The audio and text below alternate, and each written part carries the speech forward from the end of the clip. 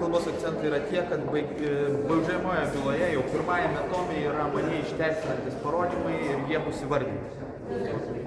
Yra nurodyta, kad ne aš daviau nurodymus dėl bet kokių buhalterinės apskaitos veiksmų. Tai patvirtina Nijolės Steponavičiūtės iki teisminio tyrimo metu duoti parodymai 2006 metų gegužės 26 dieną jinai pasakė, kad ne Vytautas Gapšys davė nurodymus nei dėl telekomo sąskaitų, nei dėl kuro. Atitinkamai iš bylos medžiagos turės būti pašalintos dar bent 2 deklaracijos, kuriuose nėra iš vis mano parašo ir aš jų neturėjau pasirašyti, nors prokuroras jas įtraukė prie mano kaltinimo. Tai aš manau neišvengiamai objektyviai faktai rodo, kad mano parašo ten nėra ir mano jo ten neturėjo būti, todėl prokuroras turės pripažinti, kad šitie dalykai turės būti pašalinti iš baudžiamosios bylos ir atitinkamai nėra nei vienos deklaracijos, nei vieno dokumento, kuriuo aš kaltinimas, kad iki 2006 metų gegužės 17 dienos, kai buvo pradėtas teisminis tyrimas, kad aš pasirašiau, pateikiau ar dar kažką klaidinau valstybės institucijos, todėl kaltinimai man turės būti panaikinti. Jūs kaip partijos pirmininkas prašysite, kad prokuroras iš naujo keltų bylą dėl grėsmės nacionaliniam saugumui? Mano kalba yra koncentruota į mano kaltinimą, kalba bus apie maždaug 25 minutės, aiškiai išdėstyti faktai, aiškiai išdėstytos aplinkybės ir manau, kad šitoj vietoj mano atveju tai turės būti paprasčiausia priimtas išteisinamasis nuosprendis. O dėl pačios partijos gal prašysit, kad partijai būtų naikinami kaltinimai, nes vis dėlto... Partijai nėra pateikti jokie kaltinimai. Tai jeigu jūs pasižiūrėsite į bylos medžiagą, tai darbo partijai leiboristams nėra pateiktas joks kaltinimas. Nėra darbo partijos leiboristų atstovo šitoje byloje. Yra atstovė, kuri teismo yra paskirta atstovauti darbo partijai, bet ne darbo partijai leiboristams. Ir tai paminėjo. Todėl partija šiuo atveju, darbo partija leiboristai nėra nieko kaltinama.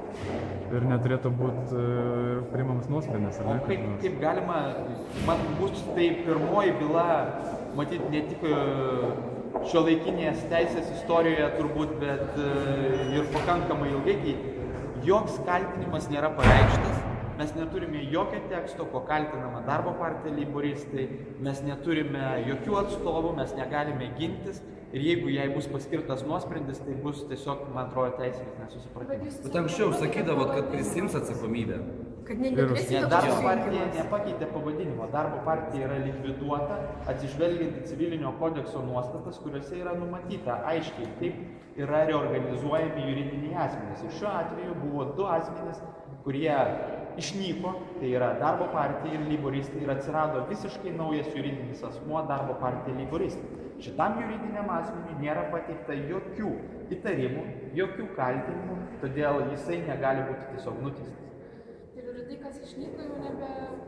Tai lygiai taip pat kaip yra ir mirusio žmogaus atveju, tai jeigu tėvas ir motina turėjo vaiką, tai nereiškia, kad tas vaikas, jeigu jis raudonplaukis į tėvą, tai reiškia tėvo baudžiamą atsakomybę perima, jeigu jis baltaplaukis į motiną, tai motinos baudžiamą atsakomybę perima.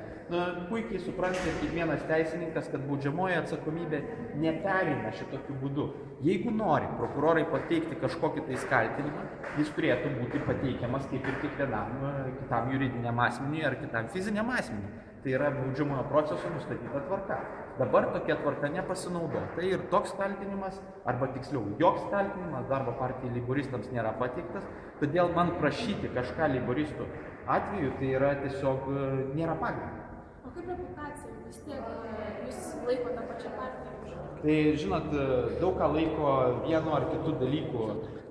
Vieni laiko, kad žemė yra neapvali, kad jie laiko drambliai ir panašiai, bet turbūt dėl to į teismą niekas dabar jau kažko tais nebepadavinėja. Tai šiuo atveju aš manau, kad žmonės puikiai supranta situaciją, puikiai supranta šios bylos esmę ir čia tiesiog įrodinėti kažko tais dar papildomai jau nebereikia. Bet po jūsų šitų žodžių reikia suprasti, kad jūs ir siekėt susijungdami išvengti galbūt atsakomybės. Mes siekiame politinių veiksmų, tai yra tie veiksmai, jūs puikiai žinote, prasidėjo nuo būtent jungimosi proceso susijusio su Tvarkos ir Teisingumo partija. Deja, Tvarkos ir Teisingumo partija pasuko šiek tiek kitų kelių, mes esame ištiesę ranką ir dar kartą sakom, kad galime pratęsti tą procesą ir tai yra politiniai procesai.